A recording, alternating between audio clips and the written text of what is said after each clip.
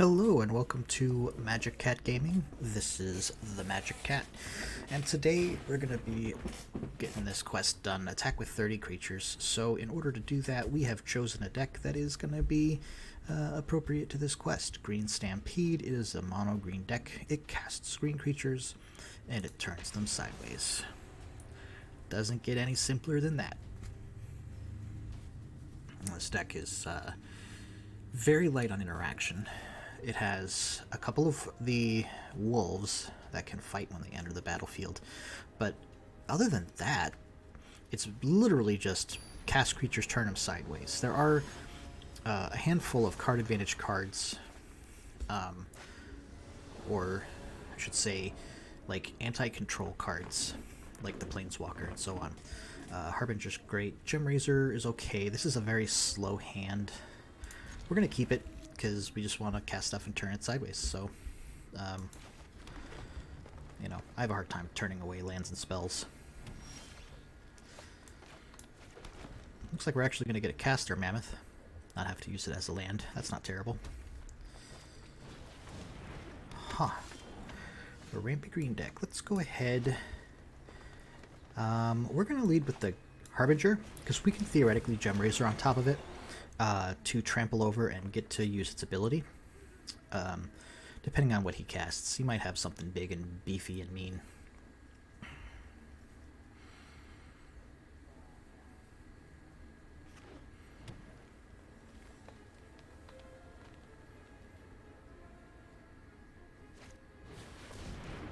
Dryad, I don't have a problem with that. And Hellhound. Alright, I don't feel like it's necessary to give that any kind of special ability there. If he double blocks, that's not great, but I'm not too worried about it. It would let me kill his Dryad, which I'm pretty sure he wants to keep on the board.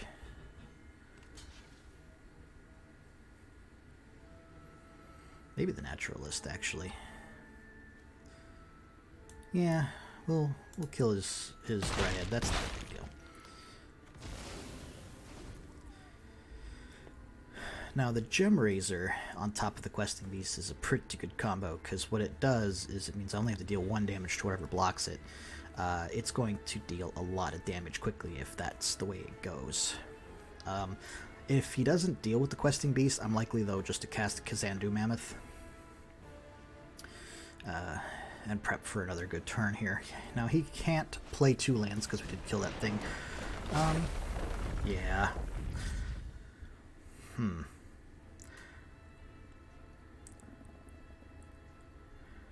I think that was a misclick. I'm just gonna block his thing, make his creature weaker. Yeah, so we're gonna go ahead and attack with our Questing Beast because we're absolutely happy to trade it for his Ashaya. Alright, nothing there, so we're gonna go ahead and play a Kazandu. And we're gonna play a Goose, because Gem Razor goes great on a Goose as well. And we're gonna end the turn. Now, we've got the Kazandu so we can play a landfall for the Mammoth next turn. Valakut Exploration, which, you know, doesn't do anything right this minute. Not super worried about that.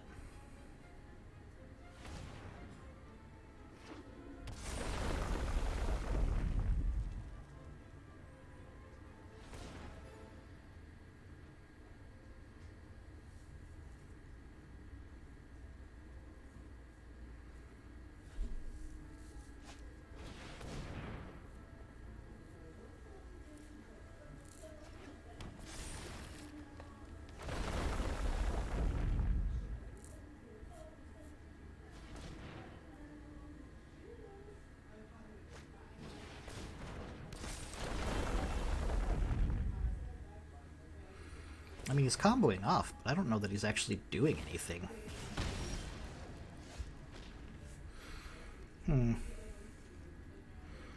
Well, we got the Gargaroth. We could cast it here, but I think what we really want to do is play the Kazandu Mammoth as a land and mutate the Gilded Goose.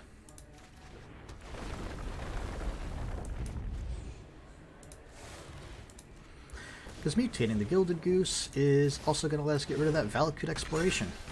Turn that off. Alright, next combat. Everybody get in there.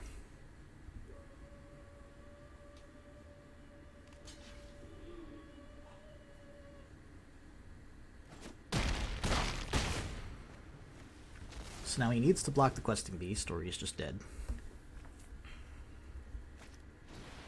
Oh, he had another Exploration.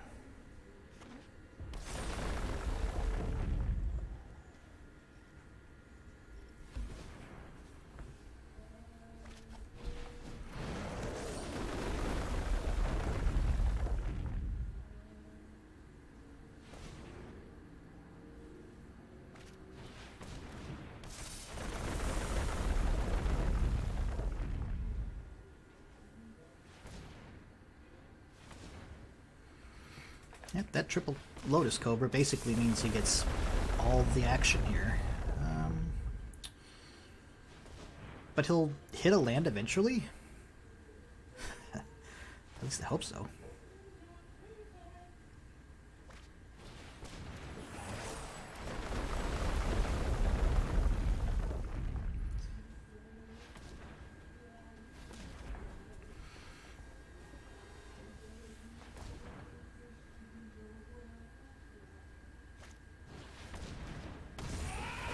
Now that actually can block the Questing Beast.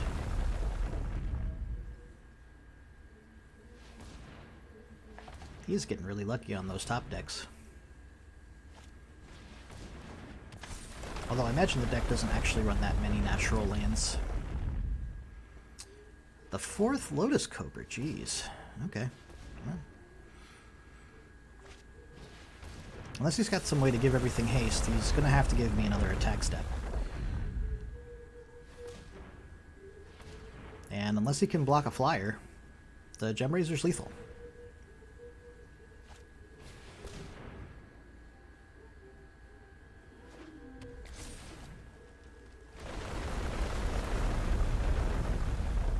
How many cards does he even have left in his library? He's halfway through his deck already.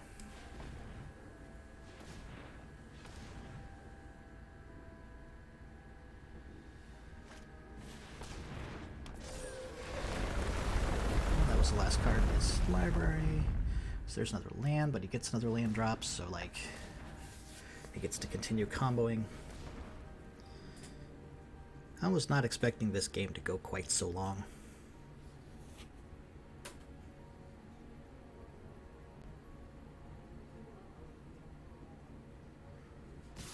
Yep, that's Noops. So we'll just block here, because obviously.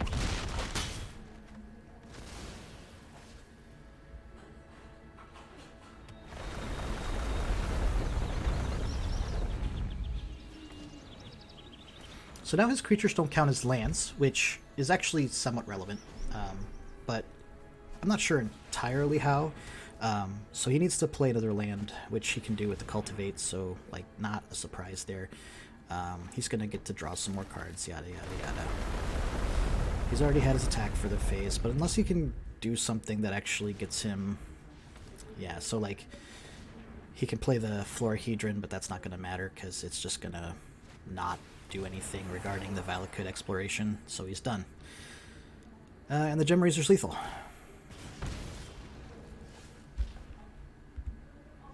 Since the Gem Razor's lethal, yeah, he just scooped. There we go. We won that game.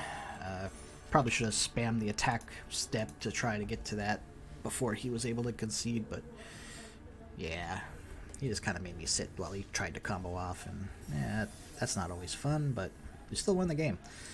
Alright, so that was 6 out of 30 attacks. Let's keep it rolling. Roll Green Tide.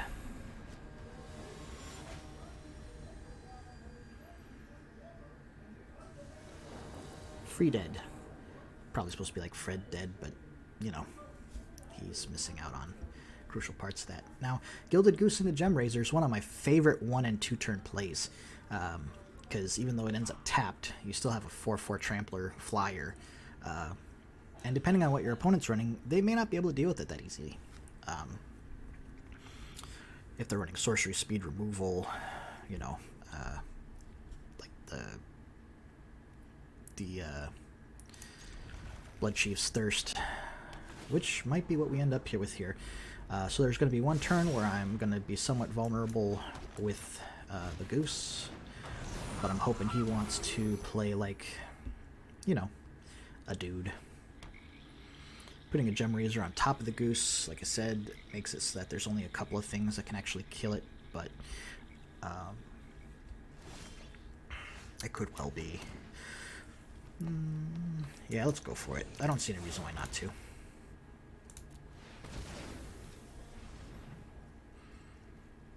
If he's using his removal to kill the Goose, like, that is the worst thing that he could do, because... Oh, bouncing the Goose. Yeah, that's about the worst thing you could do. I still have a 4/4. Probably didn't think about how that works. Should have waited till it resolved and then bounced it.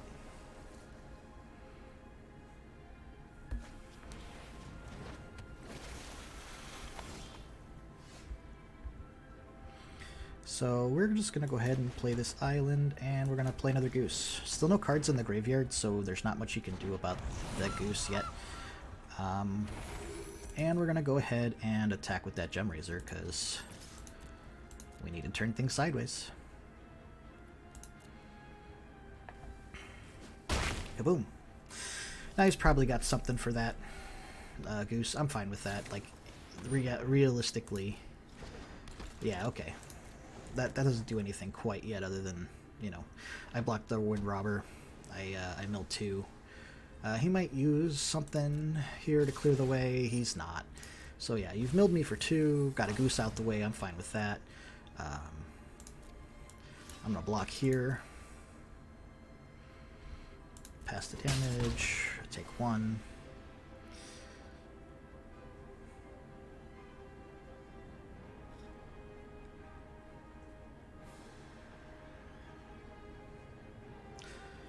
Now, depending on what he does here, Blackborn Rogue, okay, 2/3 menace.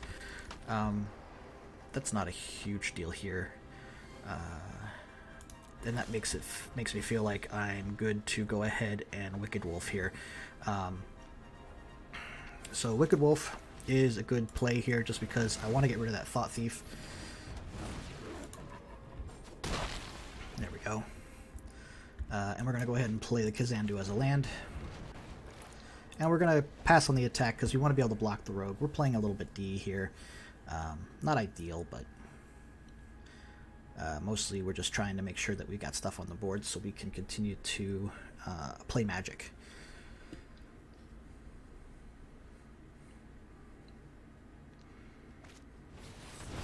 So yeah, the Thirst there, that's going to let him get in with everything. Not much you can do about that there. Losing the Harbinger's not great. Not the end of the world either. Okay, so now here's some options. I like the idea of playing the Harbinger and then holding up Goose for food, because that lets me protect the Wicked Wolf. So that's what I'm going to do, and I'm going to leave the Wicked Wolf back as a blocker as well.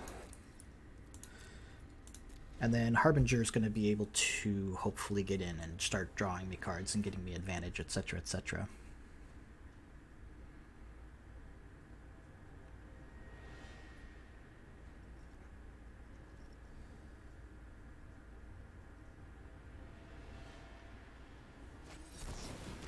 A Drown in the Lock. So he's going to get to mill 1, but this is going to go ahead and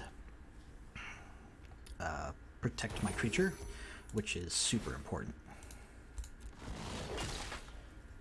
I'd much rather have a 4/4 Wicked Wolf than, you know, stop 1 mill. Especially since I still only have 4 cards in the yard at the moment.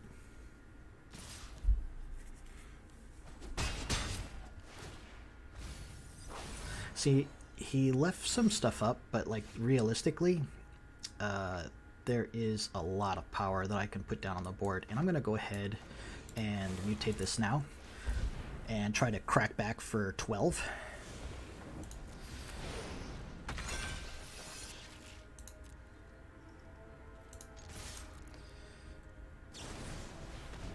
See, that could theoretically block, but it's really not going to. Alright, Wildborn Preserver's cool. And he knows about it, but I'm going to go ahead and leave it in there as a flash trick blocker there. I get to bring it in and kill one of his dudes if he attacks me with it. Probably the merfolk.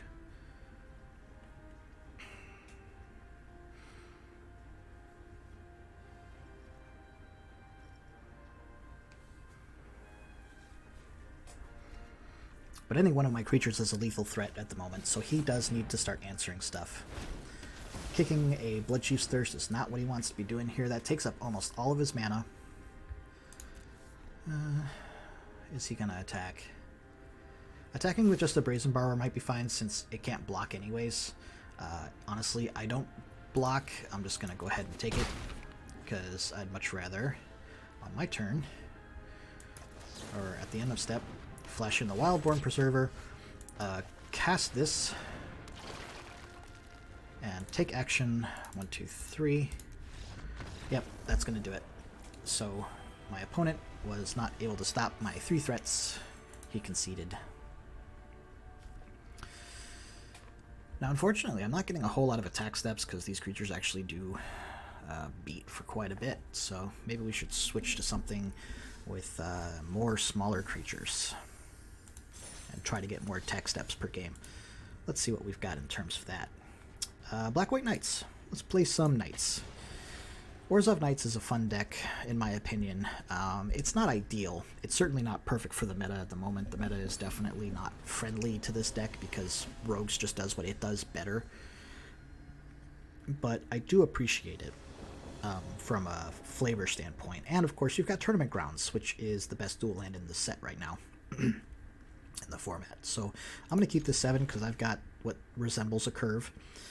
Venerable Knight into Blacklands Paragon into whatever 3-drop I want to play, probably the Acclaimed Contender if it's an empty board still. And I've got the double black for the Murderous Rider. And I can work towards triple black for Agadeems, which this deck will probably want to cast pretty badly since it has 1, 2, and 3 drops pretty regularly. He had the shock immediately. Not ideal. We're going to go ahead and we're going to play the Swamp here. We're hoping to get a different card. Maze Mind Tome. Okay, so he's some kind of red control list. That's fine. We're going to get our card advantage here because we're going to Blacklands Paragon, and then we're going to play Agadeem's Awakening and an Acclaimed Contender, or a better land if we get a better land. So that is going to let us get our card advantage. Not to mention, Beatdown will start. So we didn't get a land. We're going to have to shock ourselves here. We're not upset about that per se. Against a control red deck, that's the thing. Worthy Knight is perfect. We're going to go ahead and take that. We're going to beat. Get that attack step in. Now hopefully we get another land off the top. He is digging, most likely 4 lands, maybe. Hard to say. 1 damage, kill the dude. That's fine. We got our land. That's great. So now we have the option of either Acclaimed Contender or Worthy Knighting. We're going to go ahead and Worthy Knight because we have the Blacklands Paragon. And we're going to go ahead and get in. And we'll save the Blacklands Paragon for, you know, end step in case he's got another Blazing Volley or something along those lines. Yep, drawing more cards. He's going to gain some life too. We're happy to get the attack steps. I'm not sure what else he's got, but here we go. So we just added a lot of power to the board. We're going to go ahead and play this Temple of Silence. We're going to leave that on top. And we're going to go ahead and attack with the team. Get 4 more attack steps. Play another Acclaimed Contender because we want that Circle of Loyalty. We want it a lot because we can untap and just cast it, most likely. Unless he sweeps the board, which you could theoretically do. We've got a little bit of backup in the form of the Murderous Rider. But it looks like he did not have the 4th land, or he just didn't have you know, a good answer there. That did diminish the number of knights we had on the field. We still have enough to cast the Circle of Loyalty, which is absolutely what we want to do here.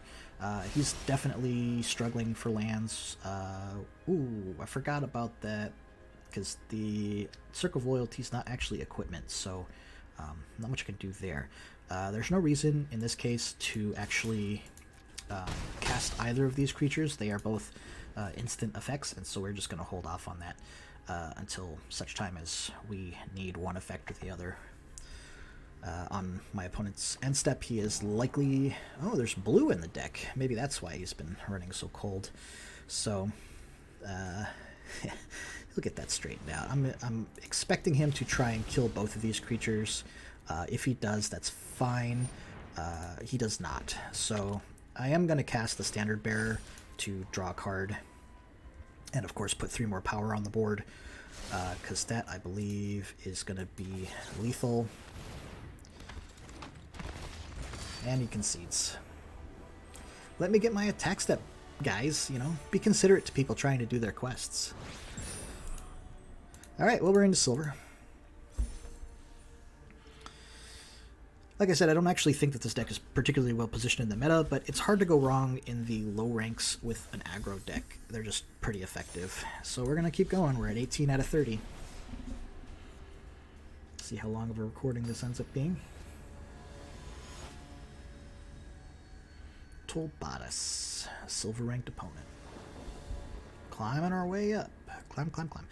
Alright, well, we've got a pretty good 2-drop, and then some other follow-up cards. We'll go ahead and keep this. Unfortunately, there's really only one good 1-drop left. The Smitten Swordmaster is not really a 1-drop. You don't really want to play it...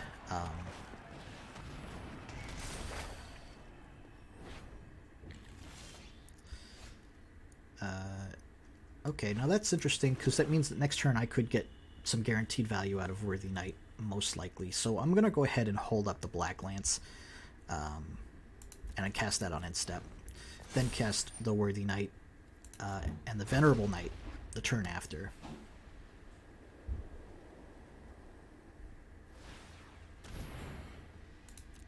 That's quick, buying that.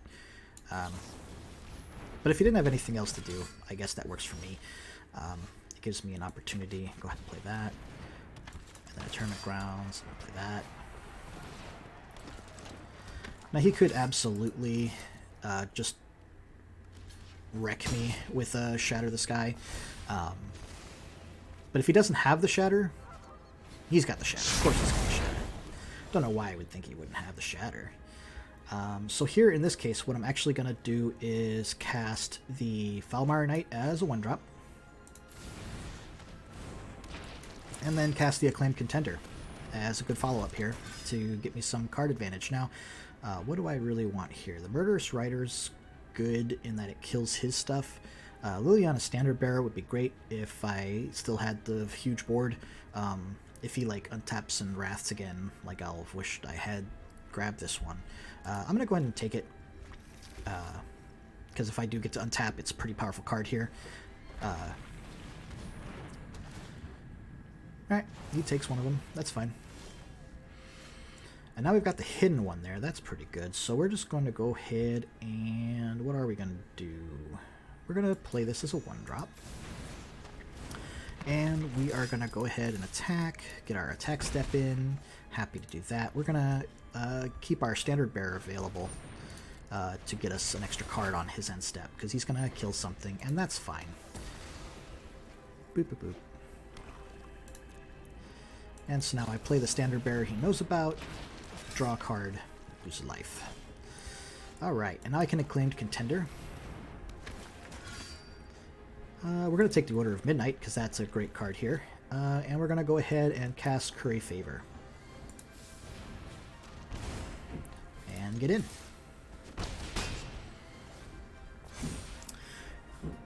Now, there is absolutely nothing he can take. He knows what my hand is. It's a bunch of black cards. I've got Order of Midnight to refuel. I've got Liliana's Standard Bearer. He Shatters the Sky. Not a big deal. Okay, I got an actual thing here. We definitely want a real source of white. We need 2 real sources of white to cast our round table card. So, you know, that's to be expected. Now, what we're going to do here is we're going to go ahead and cast this to get back the Worthy Knight. And we're going to go ahead and... well, we can't actually get the value out of it right now, so what we're going to do is cast the Order of Midnight. behind it. And we're going to end the turn. We had to do it that turn. Acclaimed Knight might have been worth it, but I think the value of the Worthy Knight is probably a little better. Oh, he's got the Doom Foretold down. That's kind of rough for me. I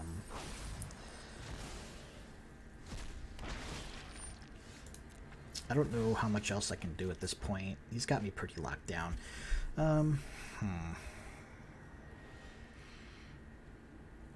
Guess I could run out Worthy Knight. Smitten Swordmaster. And we're going to Curry Favor as well for the 2 damage. Now he's got to get rid of something that's semi-relevant here. Either the Banishing Light to give me my thing back, the Timoret Calls the Dead, which now he won't get the residual value from that. He can't bounce it with the Yorion. Banishing Light and Yorion's not really a non-bow per se, but it's not always the best thing you want to do. You can always upgrade the Banishing Light, but you know, it's not like the guy that leaves the token behind instead.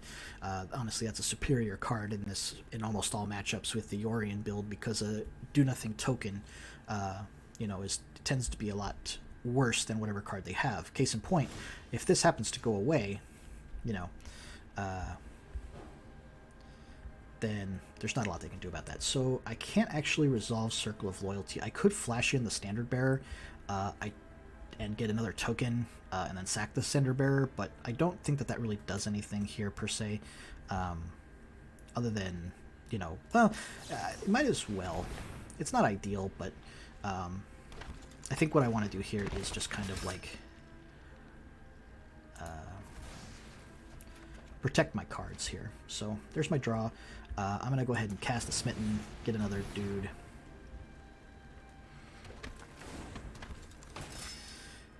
And we're going to go ahead and attack with the Smitten. He had the token. That's alright. I need the attack steps. Now he's got to get rid of either the Banishing Light or the Doom Foretold. Gets rid of the Banishing Light. Alright, so he's probably got some kind of removal, but this is going to let me dig. Now I don't have a Murderous Rider for the Yorion. I'm going to want to go ahead and grab one at this point, because I definitely want to make sure that I have a real answer for that. I don't want to be cold to it.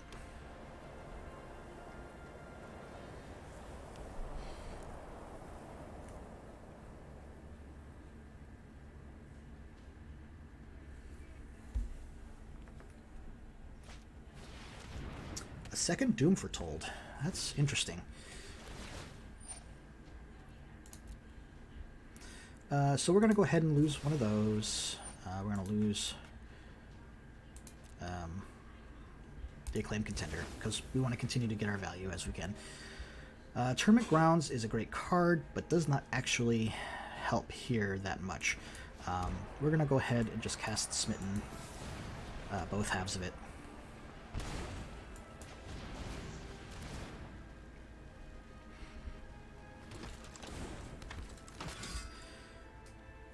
And then we're going to pass the turn. I can't actually use Murderous Rider. Does he have enough to activate it? He's going to use it anyway, so I'm going to go ahead and get in for my 1 point of damage. And get my 3 attack steps. That's the really important thing. Okay, so he's decided not to throw away a token, so he's not really protecting his life total here. He's going to pump that up and try to get in. I've got blockers for days at the moment. The Doom Foretolds are going to eat themselves. I'm not sure what his plan is from here, but I've got the Murderous Rider if he ever decides. Okay. So that's really good. I got Circle of Loyalty down. That makes everything a lot better. Boom. Alright. 2 combat. Everybody but the Worthy Knight.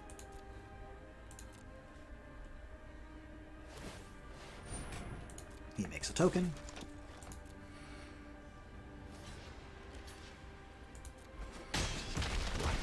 Take 4.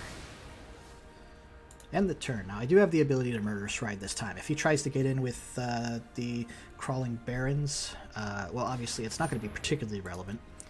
Oof. Treacherous Blessing is not a great card here for him. I think he's basically given up, because now if he casts something, he takes damage. The Circle of Loyalty gives me the same ability that he has as far as the other tokens, except mine are better. Yep, he has conceded. Not a bad game. I know I said it's not well positioned, and then of course I'd start running people over. But we did finish the quest, so we're going to go ahead and call it here. Orzhov Knights, it's a fun deck. Let me know if you enjoyed it. Please don't forget to like and subscribe. I appreciate any support that you can give my fledgling channel. Thank you for your time, and have a great day.